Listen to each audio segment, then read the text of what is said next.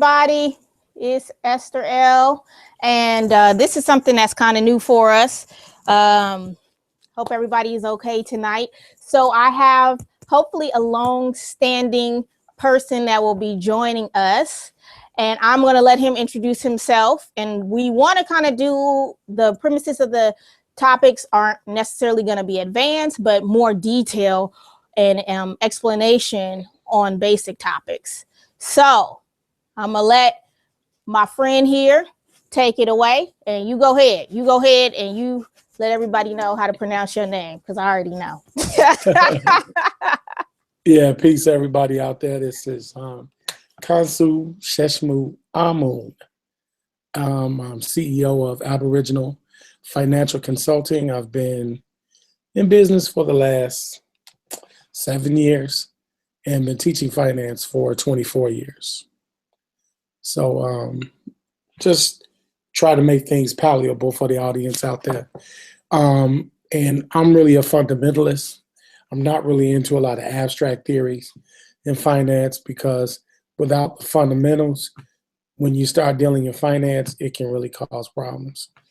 And in our communities, we don't have fundamental knowledge of financing, economy, credit, wealth establishment, estate planning, asset protection. We don't have basic knowledge of those things. So I'm here to try to add to the paradigm. Right. So tonight we're going to talk about we're going to talk about two topics, but the first topic that we're going to tackle is the shelf corps. Now, I have some experience. I've been in business 15 years. I used to own, or still own, a home healthcare staffing agency. Recently starting urban asset protection, because friends and family would consistently come to me and they would want some asset protection, but they didn't know that's what it was called. They just knew that, hey, it was something, it's called something. I need help.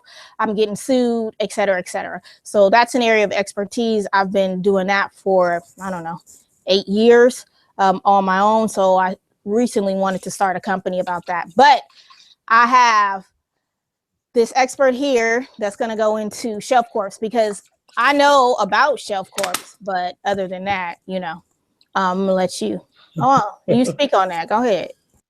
Okay, well, thanks a lot, Esther. I appreciate that. Well, shelf corps have taken a lot of negative connotations. One, because we don't really know, a lot of people don't know what is a corp, or what is the purpose of a corp.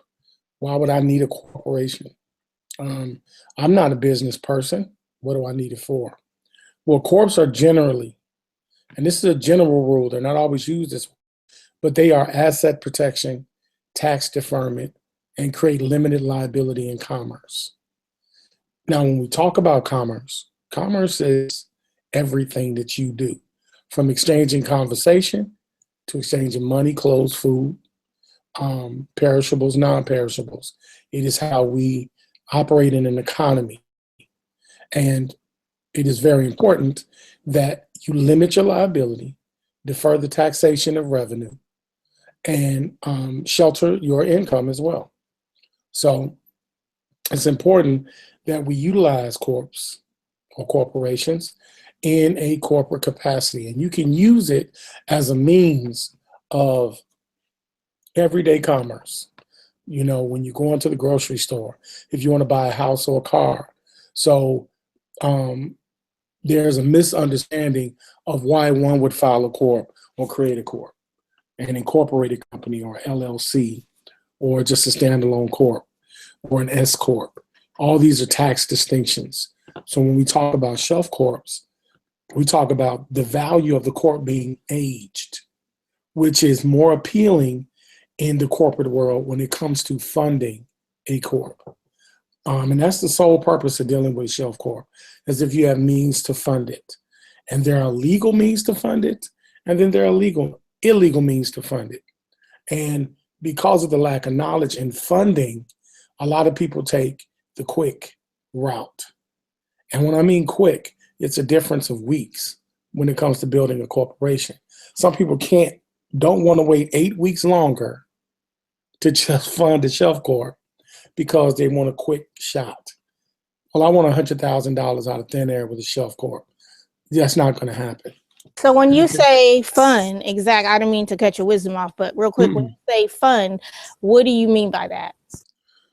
When I say funding, I mean acquiring either interest or non-interest corporate credit, be it an installment loan or be it a revolving corporate account, or sometimes an equipment loan based on the type of industry the business is cataloged in, which is when I say catalog, it is either an SIC code number or an NICS code number that gives it an industry distinction to determine its volatility.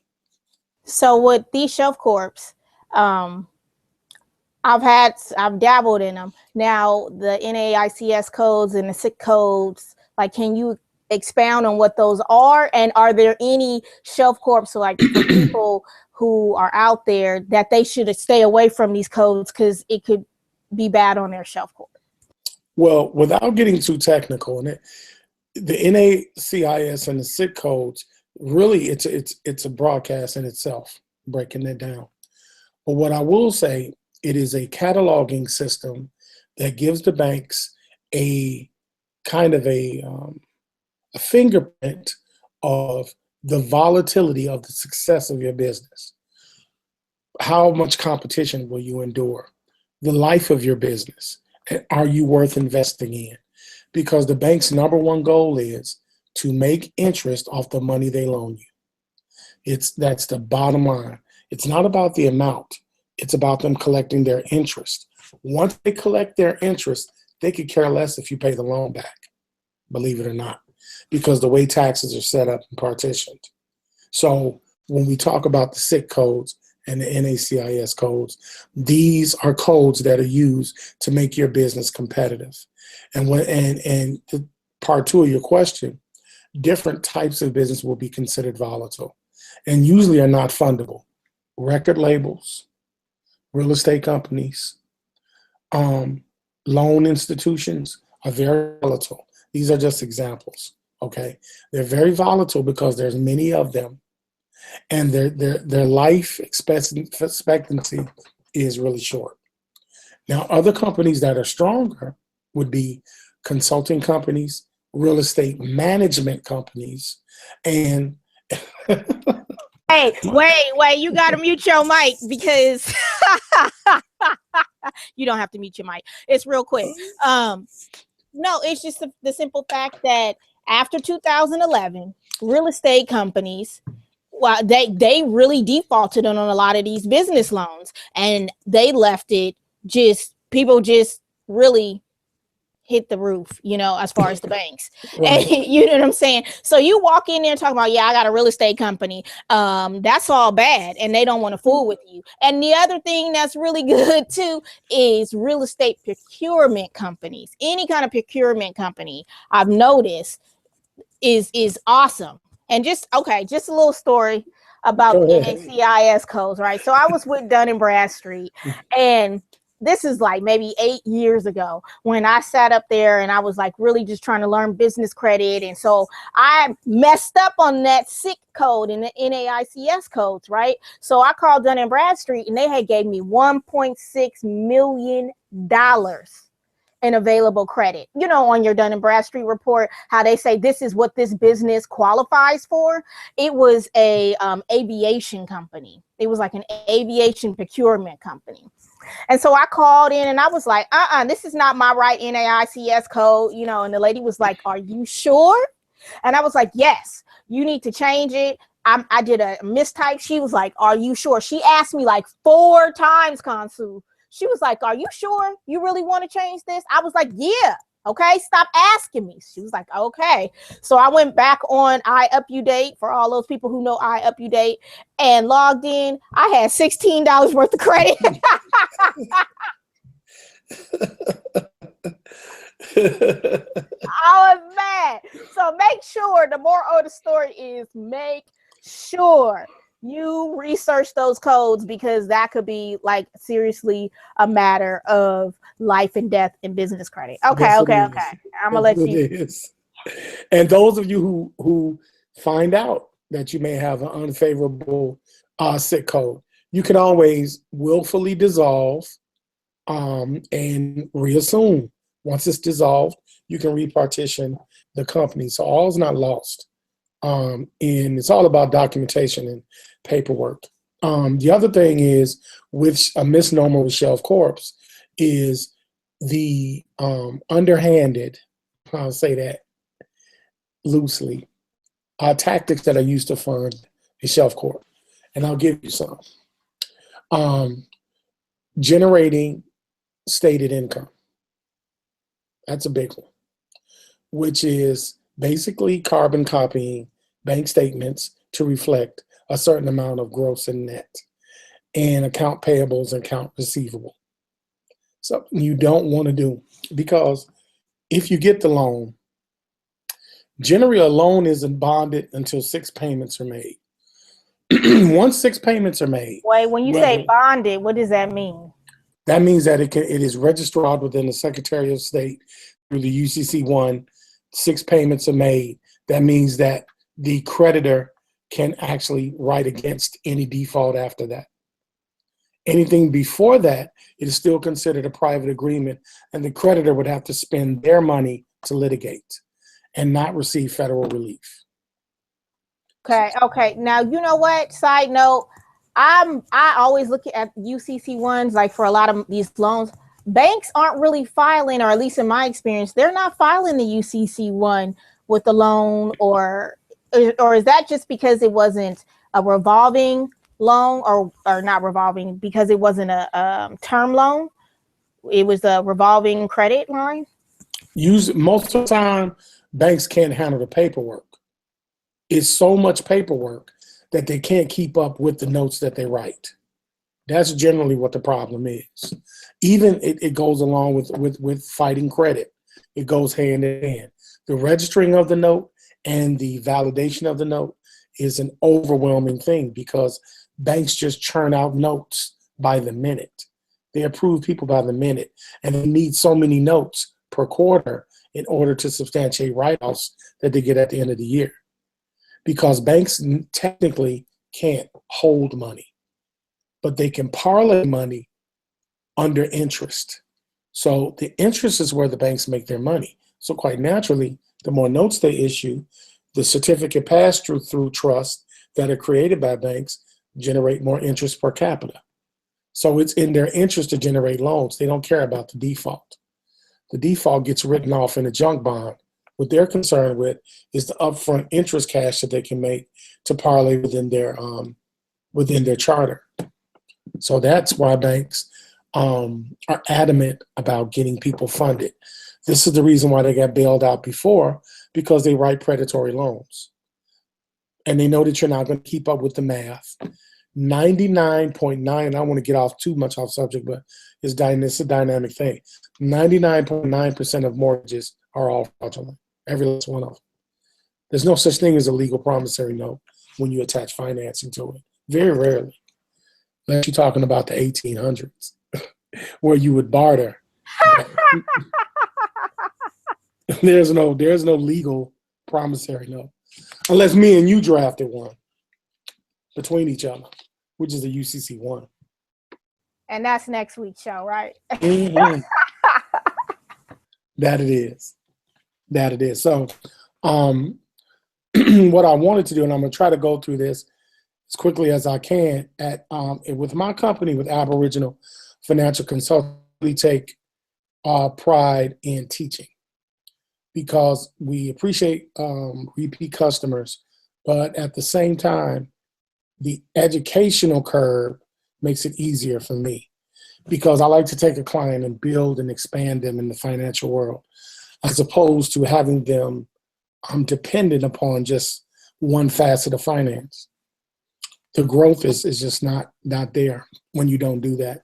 So I use a PDF, a standard PDF that I'll give to my clients, and it kind of breaks down what an age corporation is, and who, what, when, where, and why about it.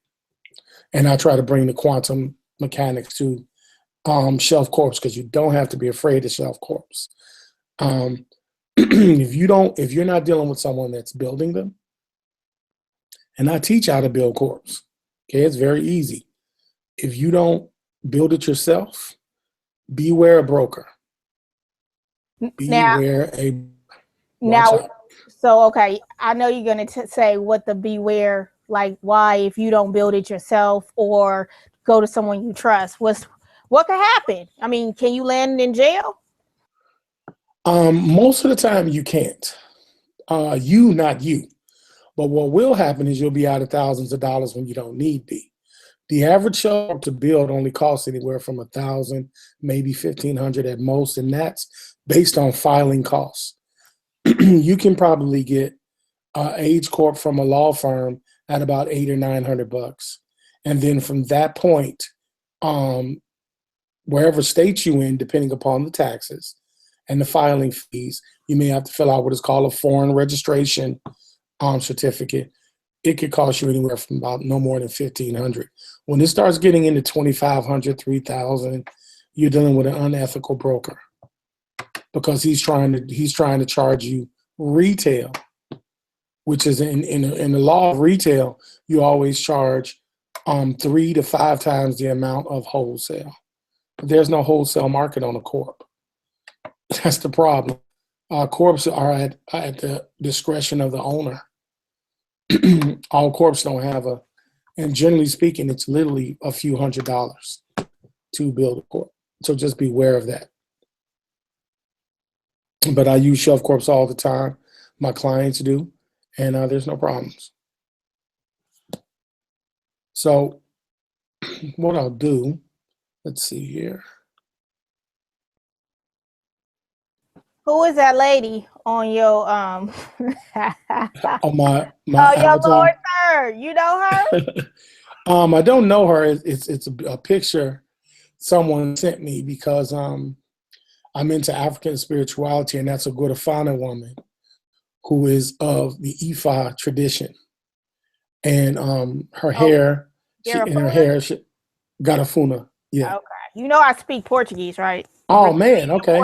Eu falo português um pouco. Yeah. I used to live in Brazil. I was like, wait, hold on. Let me see who she is. I thought she was Cuban, you know. Some people do think she's Cuban. Hey, people don't know. This brother on his show fire up cigars. So you can continue that tradition here. It's all Most good. Definitely. Okay, next time I'll do that. I'll bring Legba in the room. You got your cigars name? Legba? Well, that's the saint. That's the spirit that's with Legba. From the cigars? Okay, we'll talk about that later. Yeah, I'm sorry, y'all. We on Shelf Corps. I'm tripping. That's okay. It's no problem. It's no problem. So yeah, I kind of want to give you kind of a rundown of what an age shelf corporation is. Can you make it bigger? You know, I'm gonna try because I know some people they eyes y'all getting up there. Yeah, because you on that Mac. That's what the problem is. Okay, I'm gonna stop talking. It is? Picking on my Mac. Let me stop. Okay. Well, yeah. As you see, as it's written, an age corporation is a shelf corporation or shelf company that is a company or corporation that has no activity, has had no activity. It was put on the shelf to age purposely. That's another thing. You're buying a shelf corp, it should have absolutely no activity on it.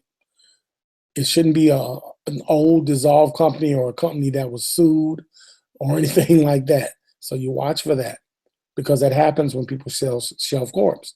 The company can then be sold to a person or group of persons who wish to start a company without going through all the procedures of creating a new one. And so that basically means you're going to be issued a restatement form that restates or resolutes the company back into good standing. Okay. And these are generally why you buy a shelf corp. Okay. You may want to instantly obtain the necessary time in business, which is that age. That's vital. A lot of times you may be going in for funding. You may be going in as a guarantor to purchase some real estate, and you may need an aged business. to get the approved corporate credit. You want to create a solid corporate credit profile as an alternative to personal credit repair. Some people do this. I do advise against that sometimes because it depends on the person's knowledge base of their own personal credit. Generally speaking, if a person comes to me and their credit is in bad shape, we're going to get that taken care of before they go into the corporate arena, because that credit's going to always be a problem for you, and you want your personal credit in order. And with Aboriginal consulting, I don't charge to repair credit. Some people do. My personal opinion, I think it's unethical, but some people do. But it's a federal right to repair your credit. So, but if you're just too busy or your life is just too extravagant that you can't take those moments to do it, by all means, I'll gladly charge you to take care of that. You want to protect assets from creditors and facilitate estate planning. Estate planning, we start going into trusts. We start going into what are called pour-over wills. We start going into those kind of things to protect your assets, particularly your real property assets from your real property and real estate assets from probate. That is the most important thing that you need to watch. Probate, I've seen a lot of horror stories with probate where people have lost their actual, what can I say, lost their homes due to actually losing in probate. Hold on a second here. I don't know why my screen did that. Because it's a Mac. Is that what it is? What you want me to do? Email it to me. I'll share it. Hold on a second. I got to see what happened. Okay. So you was okay. Well, you got to see what happened. I was. Hold on one second. I'll be quiet. Oh no, it's all good. It is all good. Because it's a Mac. Picking on my Mac, huh? No, you know what? For the longest time, I had nothing but Palm Pilots, iPhones. I never had a Mac Pro. I always had a PC. But my brother, when I would babysit, my brother's like in his 50s. Every year, he would buy me some kind of new Apple product. So. Oh wow. Okay. You know, I'm not hating on it. I'm not hating on it. Well, you know, it's easy to hate on the Mac, everybody. Yeah, it sucks. But you know, they don't catch viruses. That's the actual thing, you know. Right. Right. And Let's see. I like it for the editing. Yeah, the editing is off the chain. So okay. You found it? Yeah.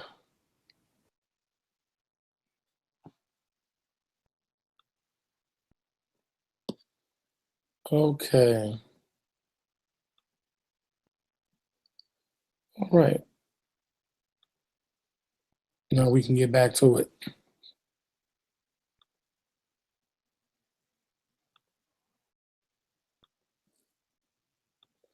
Okay.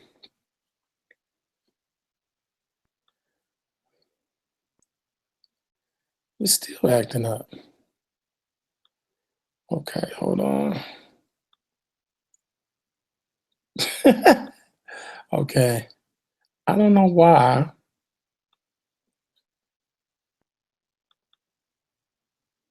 Oh, wait a minute. I think it is this Mac, man. Okay. I went on mute, but I was talking hecker crap on mute, dude. I was like, I know you was. It was that Mac. I know you was. Okay. All right, we good now. Okay, so we're back. So, excuse me. Protecting assets from creditors and facilitate estate planning. That was the last thing I was talking about, which is really, really a really functional thing for the common person. It's so many horror stories, and I've dealt with a lot of clients who've lost a lot of valuable property, especially farmland, due to the fact that they thought all they needed was a will, or that the property was left in the person's name instead of an executable corp, or the trust wasn't written properly. I've seen some, and so this is one of the major reasons you want to buy a shelf corp. Instantly obtain credibility with prospective clients, partners, and suppliers. A lot of times when you're going into corporate accounts, let's say an Office Max, the corporation is aged, it's a lot easier for them to be a lot more lenient with you. You may be going into a partnership, a limited partnership. It's a lot easier to come to the table showing that you have some aged experience. It's also good with international business, especially coming into the United States without the red tape of validating yourself and going through a lot of constringencies when it comes to checking your banking information. One I don't want to forget, qualifying to bid on government contracts. Sometimes it just requires that your company is older. So these are the major reasons why you go in for a shelf corporation. It's not just under the guise of getting a whole lot of money, because one of the lures that are out there is people will say they'll fund your shelf corporation quickly because they want to play on greed. When you get corporate money, it's not money to spend, it's debt. So that means that you have to understand amortization, you have to understand passive income and recoupment before you just get into spending credit. The credit doesn't spend like money. Okay, it's usually net 30 base, and you have to know how to pay or recoup on a schedule to maintain that net 30 base. And net 30 means no matter how many times you clear out the monthly ledger, in 30 days, the bill will be due again. So that's very important that you know that. And last but not least, quickly, what are the major mistakes most buyers make? And most shelf corporation buyers will make some of the following very expensive mistakes. They pay a high price for a shelf corp that comes with supposedly established credit, but it really doesn't. Very rarely does it do that. And if it does, you got to be able to verify those things.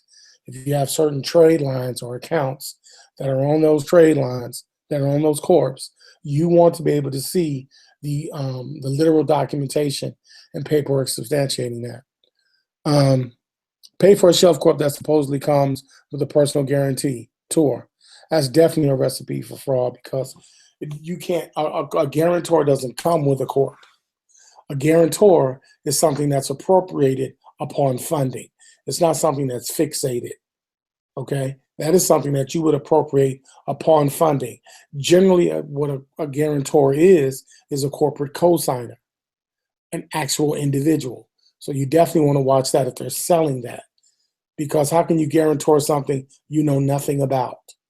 Why would this guarantor be willing to do that? Pay for a shelf corp that supposedly comes with tax returns. That's fraud and jail time. I can tell you that, because if it's a shelf corp, that means nothing should be attached to it. No business, no anything. So how did this happen? When was this business going on? That means this company was defunct at one point. And if it's not, that means that you just trumped up these tax forms. So these are some of the general things that you want to watch when dealing in shelf corporations. But I kind of wanted to dispel any false rumors that shelf corporations are not the way to go. They're the way to go. It just takes a knowledge and understanding of how to do that. And there are a lot of intricate things that go into shelf corp funding. But I just wanted to give a general overview.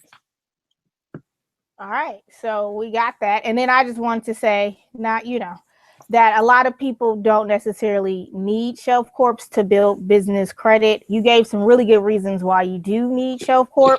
Right. But I've always find that people, well, not even people.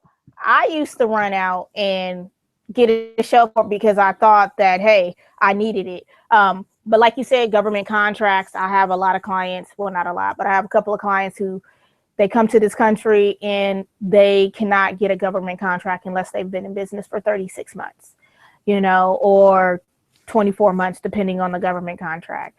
And then I used to think I need a shelf corp to build business credit. So I'm talking to all the people who are like, I need to go get a shelf corp to build business credit, because at the end of the day, the new rules of the building of the business credit is if you get a 2-year-old shelf corp, they're going to want to see a bank that's been in existence that long too. You know, bank statements that go back. So like Khonsu was saying, if you go up and run out and get a shelf corp and they provide you these bank statements that are reflecting the time in business, that could prove false too. So just knowing the pros and cons of getting a shelf corp, and I'm speaking specifically once again to individuals who are wanting it to go out and get business credit. You don't need a shelf corp to get business credit. I get business credit all the time with corps that are formed that same day. So you don't have to worry about that. But that was just piggybacking off of what you said. And you know, that's really important. Yeah, that's very important you said that. Why is it important, Khonsu? No, it's really, well, you know, because you don't, usually shelf corps are for the experienced, savvy financier. Very rare do you have someone that's, unless, you know, you're dealing with someone ethical. If my client approaches me and they're a novice in financing and they say, I want a shelf corp because I heard, the first thing I do is direct them to a standard one, because I know they're not savvy enough to understand taxation, amortization, and all the other things that come with shelf corps. But generally speaking, a shelf corp is for someone that's savvy, because you can fund a corp anywhere from $18,000 to $50,000 per capita, give or take, same day. And when you talk about starting a corporation, $18,000 can be $1 million, because you're talking about seeding capital. So if you have a good business plan in place and you have a good consultant, even $18,000 can go a long way. $10,000 can go a long way. Everyone has a plan for their success. So that's really good stuff that you're putting out there.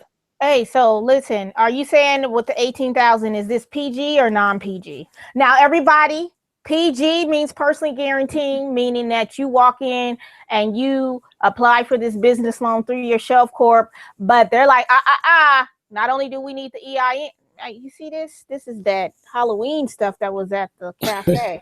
Man, it was all up in, I was dragging it. It looked like a whole wedding trail in my hair and stuff, and all the white people was laughing. Oh my gosh, they had a good time at my expense. So anyway, the point is, that's what PG is, and they say, we need to add your social security number onto this so that you can get this 18,000. So right. PG, is it PG or non-PG? It could be either or, but I generally try to go non-PG to limit the liability. You don't necessarily need a PG. Very rarely do you? Unless you're doing it yourself and you're conglomerating. When you're doing jumbo funding, meaning you're buying 10 or so corps. I have clients that will come and buy 30 corps and plan on funding them at 50 grand a piece. Sometimes they want to parlay it with their social because they got other different type of investment vehicles to diversify those funds once they cash out. But again, that's some advanced stuff. I'm not going to walk in and say, I want to raise 3.5 million in equity. They're not going to do that. Generally speaking, you don't need a PG. I wouldn't PG something that small anyway. It's too much debt. But you should never use if you're talking to someone like me or the sister Esther, you should never use your social security number again. Ever. I can't remember the last time. No. Sorry. Yeah, I can't remember the last time I used mine. You know what? And I had told the audience when me and Erica do our show is that I got a 730 credit score. I can't get nothing Khonsu to save my life, brother. I have bad credit with a 730 credit score because I haven't used that sucker. I can't even remember what my social security number is half the time. I got to go look at the card. No, I'm just lying. But the but the point is, it's been a while.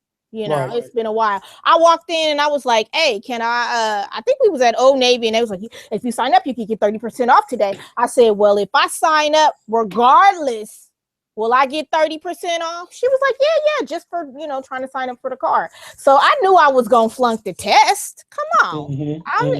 I got my 30% off. But then incidentally, I said, do you have a business account? She said, yeah. I used my EIN. Boop, got approved for $8,000 on the spot. No PG. That's right. That's right. Okay. I'm going back on mute. Oh, no. I love those stories. I do it all the time. I mean, it's a lot easier. I try to teach my clients about purchasing with the EIN is a lot more powerful.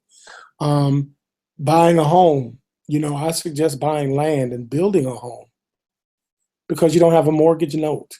You may pay county tax or easement funds, and a lot of times you can get those done, avoided with a dynasty trust, depending upon how you set it up.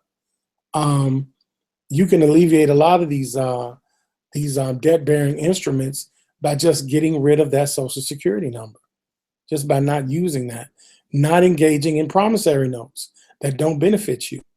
A 30-year promissory note, 1% interest is going to hurt you in the long run because you lose the equity of your dollar. The dollar's already fiat backed. It doesn't have a gross domestic product that's supporting it. So the dollar is going to always depreciate over a period of inflation. So even in purchasing with purchasing power, you always want to be able to be in control of the promissory note with simple interest or dollar for dollar exchange, what is called recoupment. So that knowledge base is important. And we'll get into it over the next few weeks. We'll get into that. Isaac. Hey, what's up, Isaac? Phil. He said, because I'm not really just texting. I'm actually monitoring the chat from my phone and making sure my lighting looks good. We look good. I do have to close my windows in a minute. I mean, I live in the ghetto. I live in Oakland, and my house is 2-bedroom, 1 bath, 810 square foot. I think my property value is $375. Oh, wow. Okay. But that don't mean nothing because I still got to close my windows during sundown because only white people leave their blinds open. Let me just digress real quick because white people start coming to this neighborhood. Y'all all know them. They walk around with their pit bulls and jog in their booty shorts when they start infiltrating your areas. But why they leave their windows open and then get concerned when they get their house broken into? Like that house they moved in wasn't somebody else's grandmama house for the last 35 years. I don't understand. But Isaac Phil said, after you finish, can you lay out the fundamentals of starting a business? He just now tuned in. And then Sister Mawu Netter, I think girl, if I mispronounce your name, my bad. That what I want to do is land pulling my business together. Okay. So I'm gonna tell everybody type your questions in. The Isaac Phil, Isaac, are you still online? Hold on, you still there, Isaac? Because I don't want to be answering questions. He's not there. Okay. But yeah, you can lay that out, and I'ma go with my blinds before I get shot. I'll be right back. Okay, hold on. Okay. No, but you could be laying out the fundamentals of business. Okay. Well, yeah, and as far as starting a business, the first step about business is paperwork. You want to make sure that you got to know the industry. Let's say you want to make donuts. What industry is that? Is that the baking industry? What type of industry in food is it? So that you understand the NACIS code and the SIC code, SIC, because that'll determine your ability to get loans against the value of your company or the potential value of your company. So you want to do the research on the industry of business that you're going into. That's paramount. The second thing is understand your local and state laws in regards to operating your business. You may have to incorporate within the state and actually register with articles of incorporation. You may also have to pay certain vending fees or operating fees within that county. So check your state and local, i.e. county, laws for operating a business within that jurisdiction. Okay, so once you have the necessary paperwork out of the way, the rest is pretty much cosmetic, meaning you want to set up the infrastructure, the number of employees, how they'll be paid if you have employees. Will you be a self-employed or sole proprietor? These kind of things will come after that. But initially, you want to get that paperwork out the way. And Okay. I hope I answered that. I don't know. I don't know if Isaac. Okay. Well, Joyce Buchanan says she has 2 companies and I need a consultation. What was that noise? I don't know. That might have been me clearing my throat. All right. Joyce said. Joyce said, I have 2 companies and I need a consultation because I overstand some and some I don't. Can I please get some assistance? So I said, sure, let's consult here. You want to join the chat, or she can ask a question, or you can ask the question here. You know, some people not prepared to jump online. I didn't know that I was gonna be so spontaneous. You gotta bear with me. I just didn't know everybody. Yeah, so we'll see what Joyce. Uh-oh. Oh, I'm not on the chat. Oh, shoot. I got to make sure. Hey, Joyce. Okay. Anyway. Yeah, I wanted to add to that, too.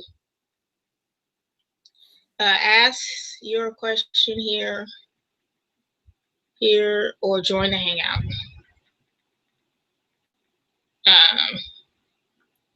All right. So, yes, sorry. I wasn't online. Some people. Yeah. Okay. So, anyway. I wanted to add to it too. I heard you saying about the fundamentals of business. That's very important. A lot of people have, and this goes out to you, Isaac. Isaac, I'm sorry if we lost you. But a lot of people have the LLC. They forget the Form 8832. That's essential. The Form 8832 is with the IRS. If you do not complete that form, you have basically a sole proprietorship.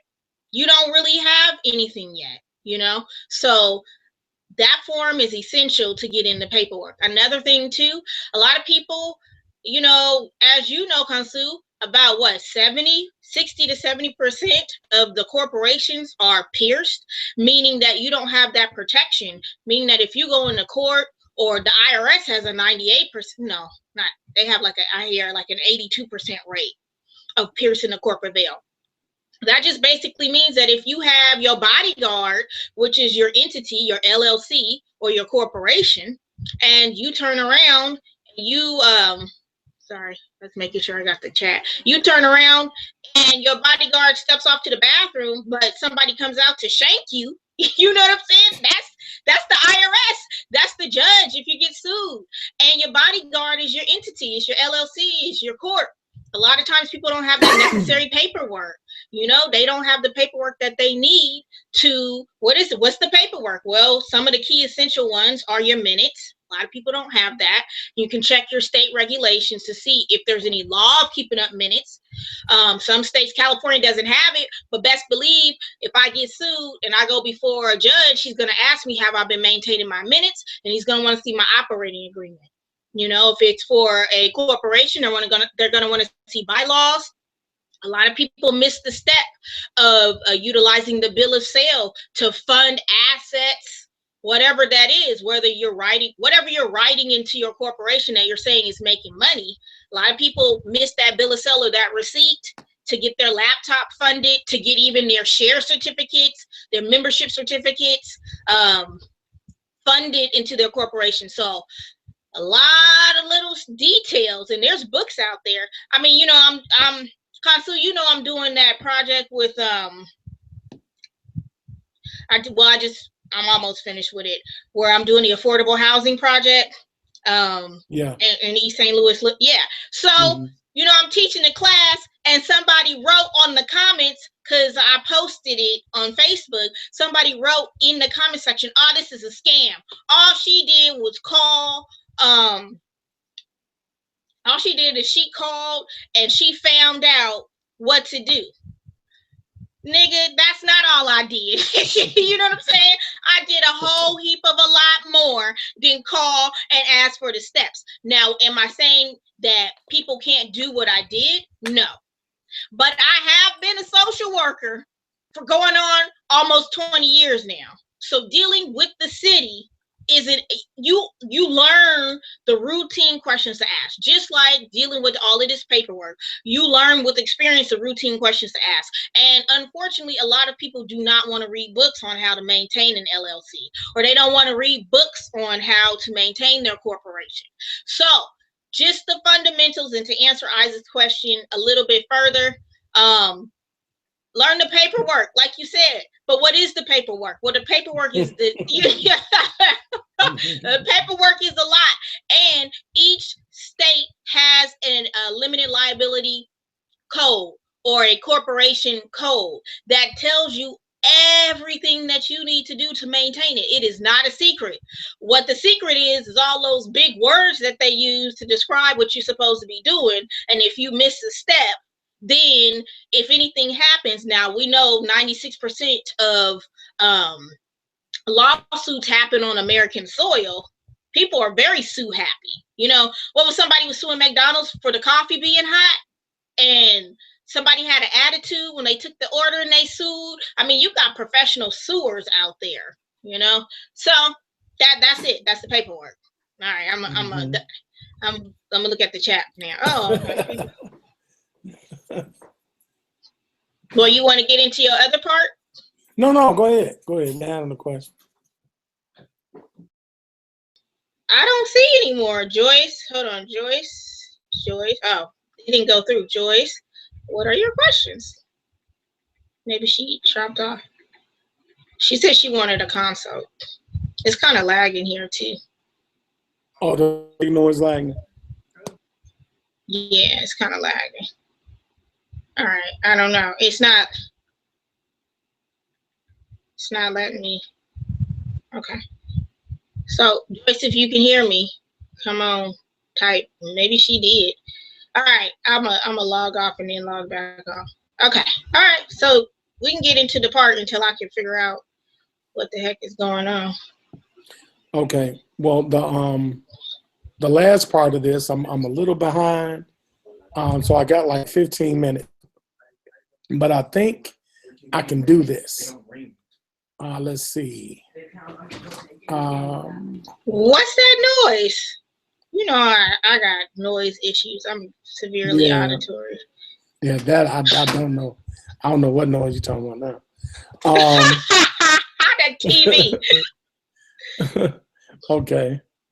I kind of wanted to go quickly into understanding the economy, because if you understand an economy, and I don't know if you can, you might not be able to see my screen yet. Hold on. To understand an economy is to really understand your finances, because economy is made up of any and everything that we do to substantiate our ways of life. And they're not just, it's not just money. A lot of people think economy is about money. So I want to kind of briefly go through some simple things. Namely, okay, I'm back. Maybe okay. I'm back online. Okay, and I didn't mean to cut you off. I'm sorry, everybody. You guys were okay. So Joyce says she had 2 trucking companies. She doesn't have any credit and can't get any help getting equipment. Okay. All right. Okay. Sorry about that. Okay. So I can, while you're going into that, I can answer Joyce's question. And then Sister Mawa said that she would, okay, I'm sorry. So let's go into the economy. Okay. Yeah, when it comes to the economy, just like it even has a lot to do with the question, that those two sisters are asking, particularly the sister with the trucking company. You're talking about you're in need of seeding capital. And the industry you're in, which is the trucking industry, has a gross domestic product, and that is freight. And all types of freights that are intermodal, that go either through the interstate or through the intrastates. And it depends upon what type of freight, whether it's refrigerated freight, which is usually perishable, whether it's livestock, whether it's metals, whether it's equipment or machinery. This is part of our economy. This is how we operate in commerce. And it gives you a better understanding when you're building your companies, how to substantiate getting loans and creating seeding capital. Actually, what we talked about earlier with myself and the sister Esther, we're actually in the same field. We will be considered competitors, if you would say, but polarized competitors, because our industry is a niche market. So we would want to stimulate our market with as much competition as possible so that the actual market starts to flourish and reach numerous people. And that's how you create an economy, okay? So there's a thing in economy called the 7 laws or 7 elements of economy. And I want to briefly go over those. So the directives I want to talk to quickly is, what does the economy mean, and the 7 rules of economy. Now, I'm not going to read all of this. This is a big paragraph, but it's, what is an economy, right? Well, an economy is an area of the production, distribution, or trade and consumption of goods and services by different agents in a given geographical location. So that's basically what an economy is, okay? And we're doing a live show. It'll be taped, and I'm sure that it's going to be rebroadcast. Go back and look at this and freeze it and read the entire markup, because this economy includes automation, accelerative process, reproduction of cost functions, new products, services, processes, and it's not limited to just people who have stores. We're talking about your pastor, preacher, laundromat, gas station. This powers an economy. Even what we're doing today, we're exchanging social capital. This is part of our economy, okay? So there's 7 principles of economy. And this is pretty easy. You can do your research on this. This is pretty basic information. And there's seven fundamental notions that reflect the study of economics and how it operates.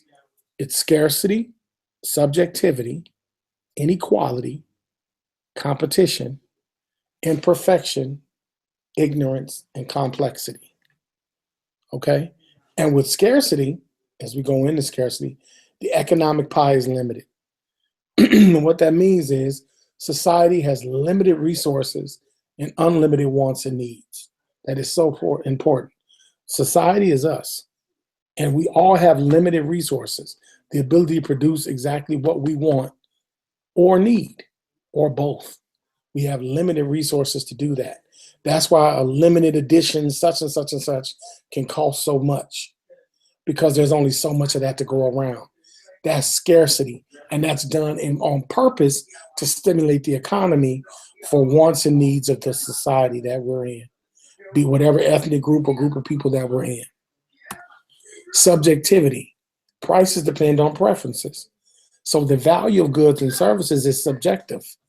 Buyers have personal likes and dislikes, and they're willing to pay different prices for goods. So sellers base prices on production costs, which depend on the subjective value that resource owners place on their resources. So the prices are literally made by the seller based on the subject value that the owners place on their resources in order for them to make it. The plastic, the byproducts that are made to make the finished product. All that's based on subjectivity, not necessarily a set rule. So prices will fluctuate. Inequality. Inequality is generally life is not fair. Resources, goods, services, income, and wealth are not equally distributed. You got to know that in economy, it's not going to be equal. So some people have more than others. It could be natural abilities, parental wealth, the luck of birth, other factors beyond one's control. This is what creates inequality in a economic structure. Okay, competition. Competition is good. I talked about this in stimulating the economy. How good would McDonald's be if there wasn't a Wendy's or a Burger King or an Arby's or what have you? How good would McDonald's be, right? Because you need something opposed it to create a choice. And that choice creates attrition battles. And in those attrition battles, value starts to increase based on that competition. So competition is needed. So when you're starting a business, never let someone say, well, there's a lot of competition. Sometimes that's a good thing. It depends upon other factors, but competition is needed in the economy. Right, because what is that word? Capitalism. So capitalism just mainly means, it comes from the Latin word kaput. Mm-hmm.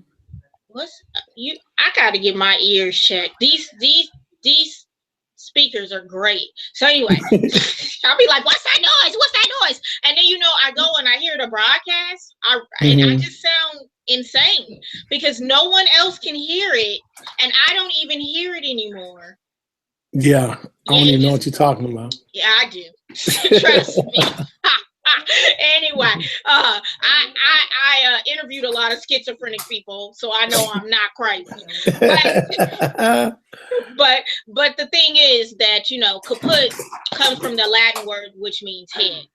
Right. And so you have to use your head in a capitalistic society. So competition is good, like you just said. It would be null and void. It would be null and void if that didn't happen. Right.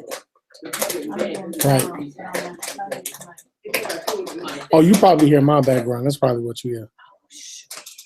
Yeah, precisely. Because I'm sitting in a room by myself, home alone. Yeah, I'm not. I know I ain't crazy. Okay. Yeah, it's all good. No, continue. Are you done? Were you going to say something else? Yeah, I'm done. Okay. So and then when you look at economy too, you have to look at imperfection, because nothing is perfect and never will be. So society can fix some problems, but not every single problem. So seeking perfection from an imperfect world can be frustrating and even counterproductive.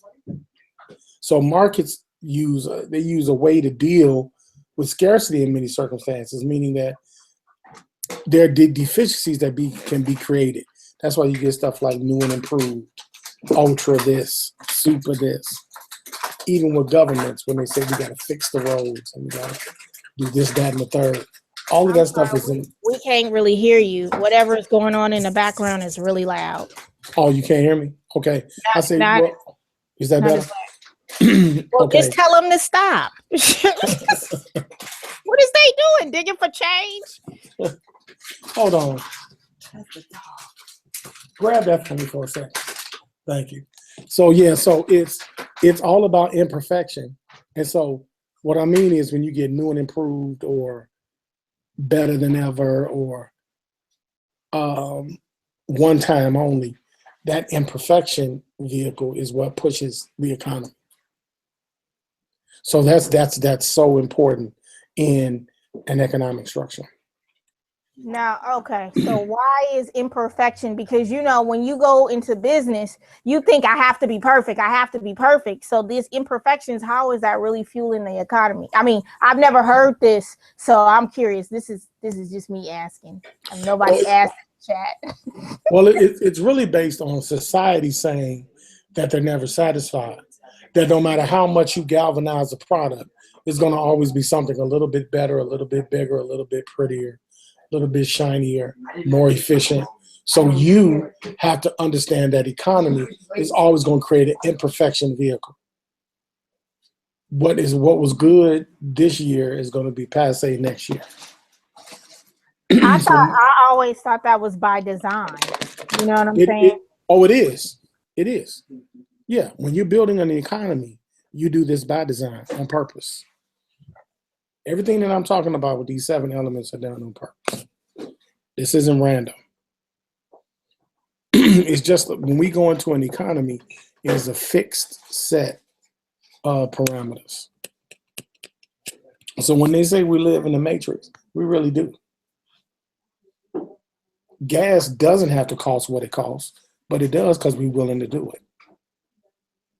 And we're enticed to be made to want to do it based on how it's marketed.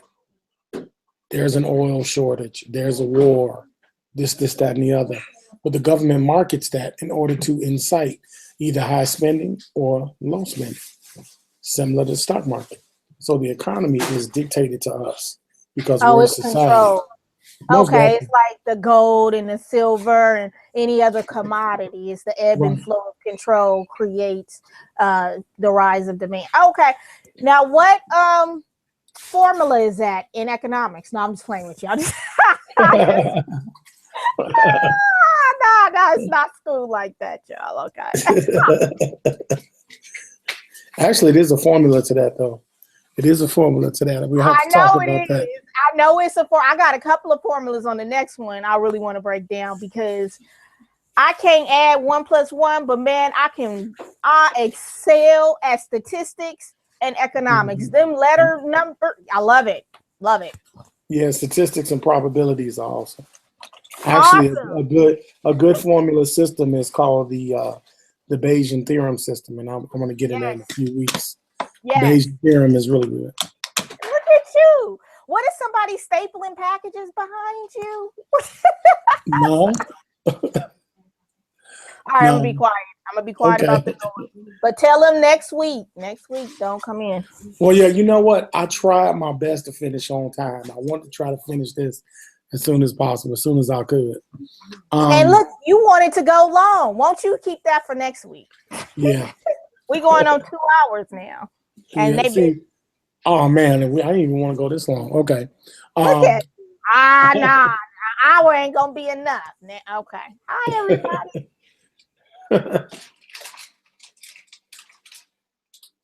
You ready? The other thing is ignorance, which is nobody knows everything. You know, information is a scarce good. Sometimes acquiring information is governed by the same scarcity problem as any production. So it requires limited resources that have alternative uses. So that means you purposely limit the information on a product to stimulate the actual purchase of the product or whatever that commerce or whatever that item is. Be it a conversation, just like someone may use a YouTube show and only put so much in the title. And we call it clickbait. Well, that's ignorant. That's an ignorance model in commerce because I'm going to give you just enough so that you'll want to click on it. But I'm going to play on the fact that it makes you ignorant to it. So everybody out there in YouTube world, we use ignorance models all the time. Let's see. Then we have complexity. Well, complexity is there's more than meets the eye. And this is kind of, without reading this word for word, it's kind of a MacBook versus a PC. The MacBook is supposed to be so complex and the PC is basic. But at the end of the day, they're both computers. So that complexity model is sometimes infused with all the other models. And that complexity is the lure on its own. Just the complexity of a subject. But a lot of times it has to be condensed into layman's because it can drive some people away if it's too complex. So those are the basic fundamentals of a stimulating, flourishing economy. Those 7 elements, and I'll reiterate those as the weeks go by. But I just wanted to put those out there. Yeah, they laughing at me because I was fussing at you I said, well, it would be boring without it. This is hecka boring. It ain't nothing sexy about this. And you was going on too. You was like, yeah, let me just, otherwise it would be like Bueller. I mean, I find it quite interesting, right? And I'm like, ooh, it looks like I'm not paying attention because I'm in the chat, but I'm auditory. Yeah. So, I'm like, this is really interesting.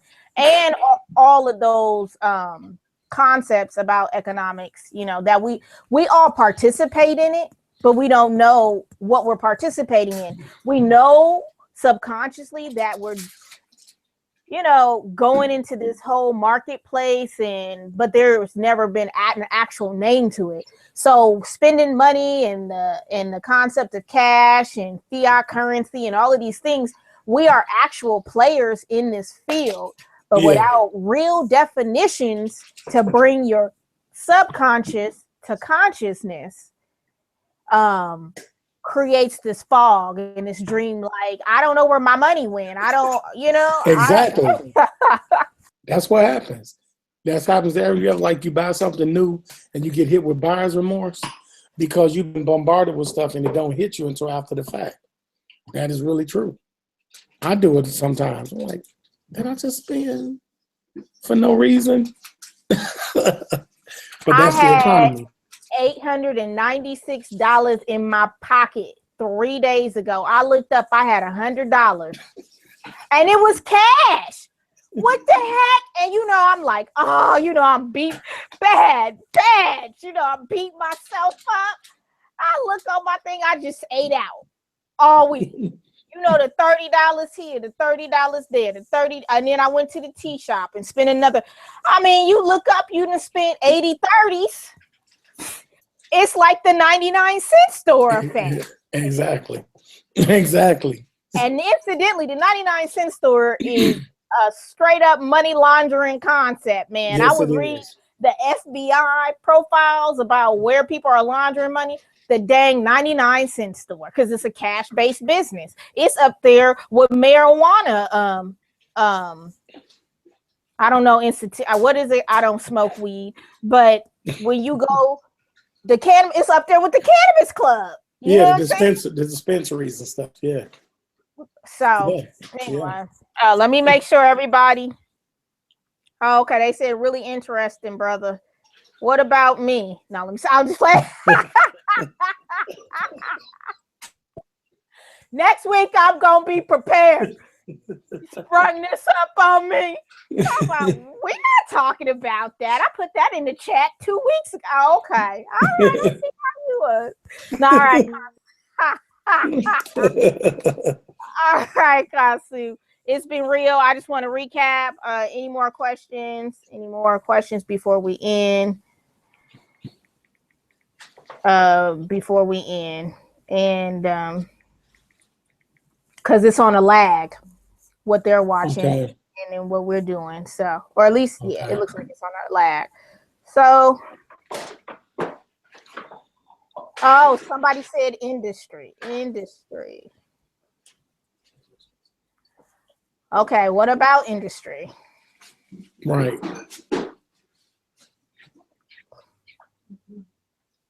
Okay. And so then we want to do this show once a week. We know we're going to try to nail down a time so people can expect it. We're going to want that. We're going to get that in order. Yeah, no, I know we are, but I just want the people, because the people, I'm interacting while you talking. I'm keeping them busy. Okay.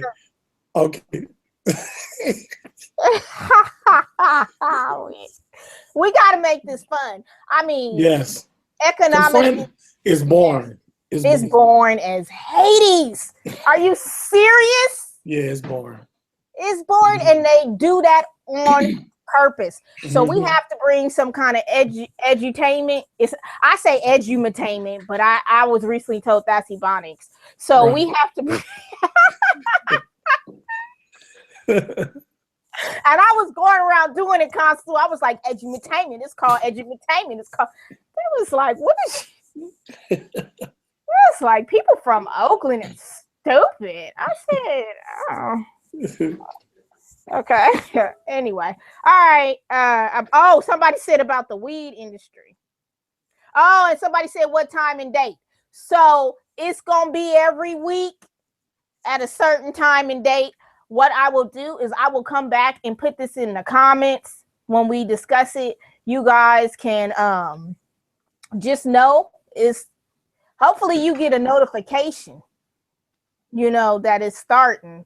But we want, okay, I'm gonna tell you what we want. We was talking about Monday at 5:30 Pacific Standard Time, which is 5:30, 6:30, 7:30, 8:30 your time. So Monday at 8:30. That's what we was talking about. So hopefully we can adhere to that. And then I was late too, because I was at the tea shop and all of these crazy people start coming in with these skulls and yelling and I said, what the heck? And I realized it was Halloween. So I had to go. So that's my tardiness on that too. All right. People was talking about the weed industry and the 99 cents. Oh, okay. They just talking to me. Girl, hey, how you doing? All right. Okay, Khonsu, you sound like you hacking up dead bodies behind you. I know you got the cleaning crew. What you hiding up in there? All I hear is pat, pat, pat, pat, pat, pat, all in my ear. Talking, and they ain't even tripping. So they must they ain't even tripping that you're doing a live show. Okay, we're gonna stick to the time next week. All right. I know you got clients you got. Well, yeah. Okay. I'm all right. I do appreciate it. It was fun. And I'm looking forward to next week. Okay. Yeah, I knew it was gonna be fun once we, I know you thought I wasn't gonna be able to pull it together. It's okay. You gotta have faith in me. Oh yeah, I got you. It always be like that when I interview people and I'm in a chaotic space. They be like, this chick ain't gonna pull it together. And then when we hit live, they be like, dang, that was a really good question. So everybody, I'll be in the New York area. If you want to do consults live, I'll be there November 8th through the 10th. I'm gonna be at Nicholas Brooklyn Store. Shout out to Dr. El-Bey, Kadira Bey. We always appreciate you letting us use your platform to get the knowledge out to the people. We know you work really, really hard to build this platform. And so we do not ever take it for granted, ever. Thank you so much. Thank you, Khonsu. Like I said, I'll be in New York. And then I'll also be at the, where am I going to be? Oh, that following Saturday, which is the 12th, I'm going to be at the Black Power Awards blogging and doing some live stream on that. So you guys can hit me up on Facebook. You can reach me, Esther L. That's my personal page on Facebook. You can reach my business page on Facebook. It's right here. Oh, that's okay. I always like doing that. Urban Asset Protection. I'm on Instagram as Urban Asset Protection. Facebook is Urban Asset Protection, and then my website is urbanasset.net. You can go there if you want to click on there, and I also include all of this in the comment section if you'd like to click on the comment section in a couple of minutes. And Khonsu, how can they reach you, brother? And what do you offer? I know you offer a lot of PowerPoints and your Mac don't work all the time, but what else you do to keep the lights on, the bills paid? Yeah, I appreciate that. Yeah, I actually do have a Facebook page, Aboriginal Consulting Corporation, Facebook.com/Aboriginal Consulting Corp. Okay, that's my Facebook page. My actual website is actually alberthiggins19.wixsite.abconsulting. You can come there, and then the services, oh my goodness, I have a range of services from estate planning, business credit planning, business funding, to business consulting. So it's so vague that literally I do custom work depending upon what you need. So generally I have a questionnaire for my clients, but it's all in the area of financing. So that is it. And Khonsu is expensive, so he got a lot of white clients. But the point, so we're trying to get some more black clients, and we know that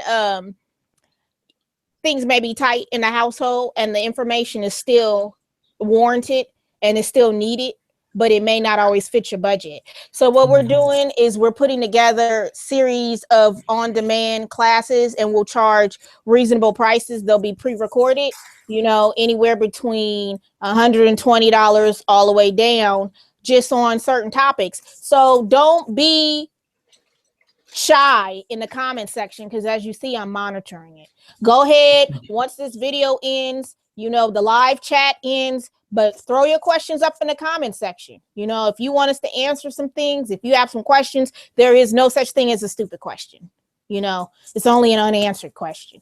So if you want us to start doing topics that you can afford, pre-recorded topics, throw them up in the comment section. If you have more questions, just keep throwing them up in the comment section. Every time we want to come to you once a week, and it may seem like it's an elevated topic, it's recorded. Just listen to it over and over and over again, and write your questions down and go back to the comment section, throw them up. You know, that's how you can that's how you learn, because unfortunately this stuff seems boring or foreign because it is not taught like the US presidents in high school. It is not taught like if you went to college and you learned about all of these things that didn't really aid you in getting a position, and you like, why am I still making under $20 an hour? So we want to be able to provide not only financial freedom, but education that you can use in every single day life to excel and give you a better quality of life, not only for you right now, but your parents and your children and your children's children and your children's children. You know, we want to create what we would call generational wealth. So, and the only way you can do that is by asking questions. So I'll stop babbling. Khonsu, you want to close this out? You on mute? Because they hacking up their bodies back there, huh? Okay, it's cool, brother. Yeah, I respectfully keep it on mute. So yeah, I was on mute for a minute. But yeah, I appreciate it, and I look forward to it the next week. I kind of want to go into a couple of things that are pretty technical, so I'm looking forward to it.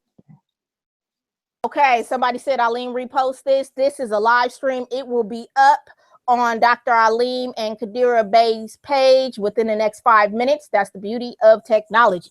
So you can play it over and over and over again. You can go to downvids, DOWNVIDS.net, and you want to download this and keep this on your laptop in case your internet go out or they cut us out, because I'm a CEO experiencist. We could do a whole show on how they about to kill that switch.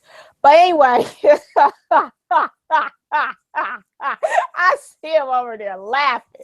Anyway, this one lock won't, oh, hold on. Yeah, there we go. This one lock won't act right, y'all.